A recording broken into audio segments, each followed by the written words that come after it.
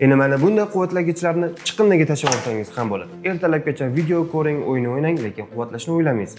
Sababini video davomida aytaman, siz bo'lsa like bosing. Texnologiyalar olamida erkinlikning yangi mezoni paydo bo'ldi. Osiyoning pota qurilmasi bu oddiy texnologiya emas. Bu masofadan turib tegmasdan, ko'vriklarsiz va hayotingizni to'xtatmasdan quvvat beruvchi tizim. Radio to'lqinli energiya uzatish texnologiyasi orqali kota xonadagi qurilmalarni aniqlaydi va ularga xavfsiz signallar orqali energiya yo'naltiradi. Telefoningiz, naushniklaringiz yoki aqlli soatingiz xonaga kirganingiz zahoti avtomatik tarzda zaryad oladi. Sizdan hech qanday harakat talab qilinmaydi. Tizim aqlli va xavfsiz bo'ladi.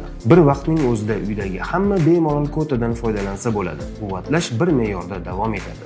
Ortib ketgan harorat yoki energiya yo'qotilishi bo'lmaydi. Osiyo kompaniyasi zaryadlash haqidagi tasavvurni o'zgartirmoqda. Endi siz batareya tugab qolishidan xavotir olmaysiz, chunki quvvatlash Wi-Fi kabi ko'rinmas, ammo doimiy bo'lib qoladi. Videoni doim yonida power bank olib yuradigan do'stingizga jo'natib qo'ying.